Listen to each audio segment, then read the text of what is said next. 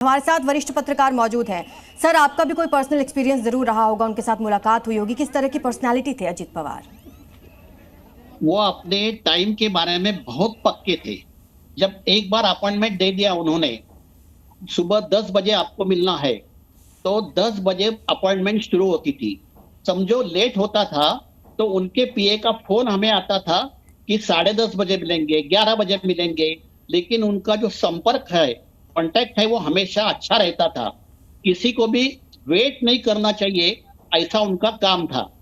और हमेशा मुद्दे की बात करते थे वो।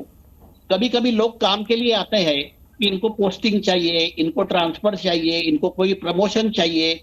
वो बोलते थे ये नियम में है क्या, और जिस डिस्ट्रिक्ट में चाहिए उधर जो विधायक जो है उनको मालूम है क्या, विधायक को भी कल्पना होनी चाहिए उधर कौन नया अधिकारी या कर्मचारी आ रहा है।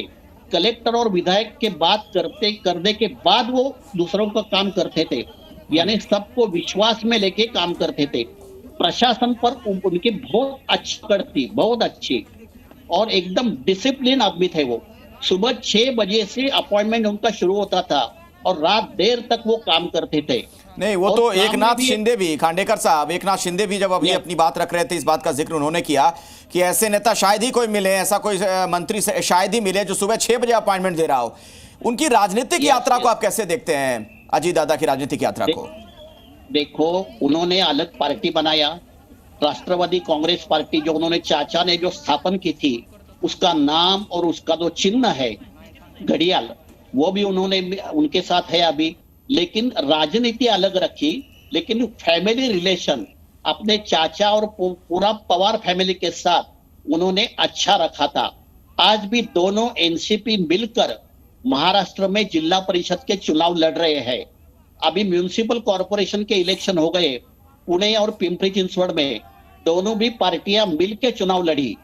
और चाचा, अभी शरद पवार जी का एज है अभी 86, वो सभी जगह जा नहीं सकते, प्रचार नहीं कर सकते, तो दोनों पार्टी की जिम्मेदारी लेके वो प्रचार कर रहे थे। और एक दिन तो ऐसे आने वाला था कि दोनों पार्टी एक हो जाएगी, लेकिन वो दिन उनके हयात में नहीं आया।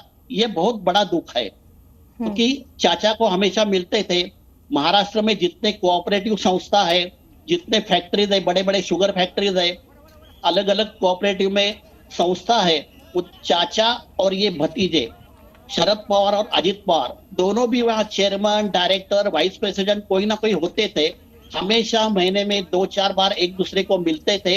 सोशल वर्क अलग, अपने कॉन्स्टिट्यूंसी में अलग, सभी दोनों हाथ में हाथ लेके काम करते थे। राजनीति मुंबई में अलग होती थी, लेकिन एक दूसरे को चाचा और शरद पवार और अजित पवार ने कभी भी अंतर नहीं दे दिया। इसलिए सुप्रिया सुळे भी आखिर तक उनको दादा कहती थी और अजित पवार भी सुप्रिया को ताई कहते थे। सर, लौटेंगे उनकी राजनीति पर भी बात करेंगे, लेकिन हमारे साथ एक और सहयोगी हैं, एविएशन एक्सपर्ट है हमारे साथ, कृष्ण मित्रो। सर, आपसे ये समझना चाहेंगे, जो शुरुआती वीडियो सामने आई थी, पहले भी ये सवाल किया गया था कि क्या लगता है, क्या ब्लैक बॉक्स का इंतजार रहेगा, या फिर इससे कुछ समझ में आ रहा है कि आखिर क्यों यह हादसा हुआ? ब्लैक बॉक्स जब तक नहीं आ जाता तब तक कुछ नहीं कह सकते, और ब्लैक बॉक्स का आना उसके बाद ही एनालिसिस होगा कि क्या कंडीशन रही होगी हवाई जहाज की, वेदर वगैरह की, या कॉकपिट में क्या कन्वर्सेशन हुई है।